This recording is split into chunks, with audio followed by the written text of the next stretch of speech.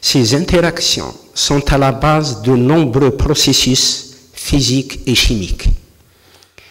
Les applications des études sur les collisions atomiques et moléculaires sont vastes. En physique des plasmas, en spectroscopie, en technologie des lasers, en chimie, où elle aide à comprendre les réactions complexes et à optimiser les procédés industriels. En biologie et médecine, elles sont utilisées dans le développement des technologies de radiothérapie pour le traitement des maladies ou la précision dans l'interaction des rayons avec les cellules est cruciale. Ainsi, les études sur ces collisions contribuent à des avancées dans de nombreux domaines scientifiques et technologiques. Pour commencer, je vais donner la parole à Monsieur le chef de département de physique. أولاً أرحب بكم في هذا الشرح العلمي وهذا الملتقى العلمي. Donc, je vous souhaite la bienvenue au sein de notre université pour assister à notre conférence portée sur les collisions atomiques et moléculaires, théorie et application. Cette conférence sera animée par des acteurs nationaux experts en la matière, notamment la physique théorique, physique atomique et moléculaire et la physique médicale. La conférence traite les phénomènes physiques et chimiques induits lors des collisions de projectiles chargés avec des cibles atomiques et moléculaires.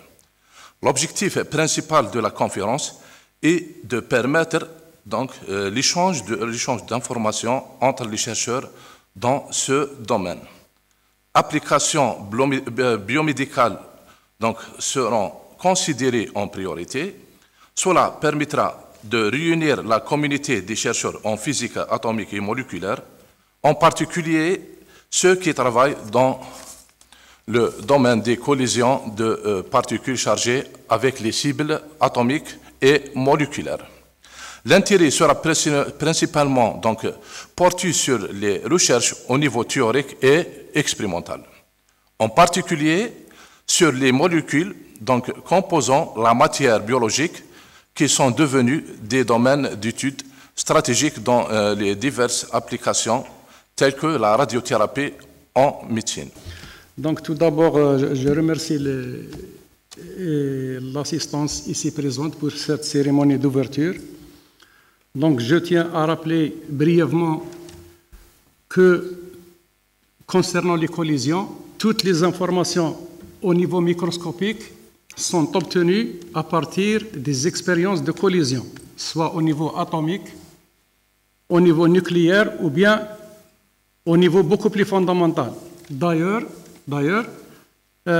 une particule qui a été prédite durant les années 60, le boson de Higgs, d'accord, c'est de la physique à haute énergie, donc ça ne nous concerne pas, a été découverte en 2012 au CERN, le Centre européen de recherche nucléaire, grâce à l'accélérateur, le LHC, Large Hadron Collision. Collision, c'est toujours une affaire de collision.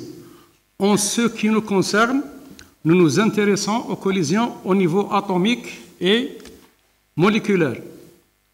D'ailleurs, une première conférence a été organisée en 2018, qui était censée être la première conférence, mais qu'on n'a pas pu reprendre à cause de la pandémie de Corona. À cette époque, il s'agissait de collisions d'atomes et de molécules avec des particules chargées, électrons, protons, etc. Cette fois, nous avons estimé qu'il fallait l'étendre à d'autres types de collisions, ions atomes, ions molécules. Donc nous avons laissé le champ ouvert pour que beaucoup plus de gens puissent assister à cette conférence. Nous n'avons pas eu le temps d'organiser cette conférence en tant que conférence internationale. On n'a pas pu le faire, on n'a pas eu le temps. Donc c'est pour ça qu'elle est à caractère national. Mais j'espère que dans l'avenir, nous allons le faire. Nous avons nos relations et tout. Et j'espère que cette rencontre ouvrira le chemin Bien, nous avons parlé un petit peu de l'évolution de cette théorie de collision. L'évolution, évidemment, elle a commencé juste après les bases de la mécanique quantique. Les bases de la mécanique quantique ont été faites vers les années 1926-1930, tout a été fait.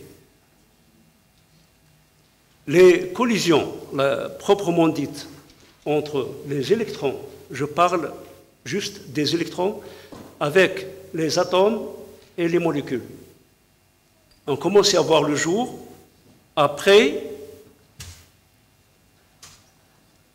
l'apparition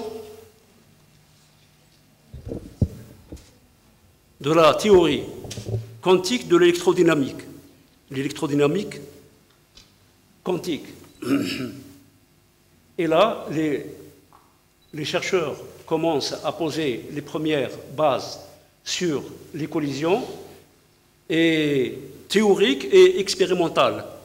Alors, les électrons éjectés et diffusés sont décrits par des fonctions d'onde colombienne avec charge variable. C'est équivalent à une onde distordie approximée, où la définition d'onde colombienne avec charge variable c'est définie en fonction des produits, cela, où gamma c'est la fonction gamma, F1 c'est la fonction sphérique hypergéométrique confluente. Je vais vous présenter quelque chose qui est un peu différent. Ce n'est pas un calcul analytique, d'accord, direct, ce qu'on appelle calcul direct. Non, non, on le transforme sous une autre physique. Donc il y a beaucoup de physiciens qui sont maintenant dans ce domaine depuis peut-être les années 83 à peu près. Ça a commencé avec une expérience très simple. C'est que quand vous excitez donc un corps, vous avez donc une réponse avec des photons. Une de ces caractéristiques la plus souvent est la direction de propagation de l'électron incidente qui devient une particule diffusée. Après interaction, les deux particules se retrouvent à nouveau séparées et on aura émission de nouvelles particules dites particules éjectées. Si on a une seule particule éjectée, ce processus dit simple ionisation et on le note par E2E. Donc après le développement, on aboutit à ce que la fonction d'onde de diffusion résulte d'une superposition d'une onde incidente plane et d'une onde sortante diffusée sur l'effet de ce potentiel et caractérisée par une fonction dite amplitude de diffusion. Et le mode de le carré de cette amplitude donne donc la section d'efficace.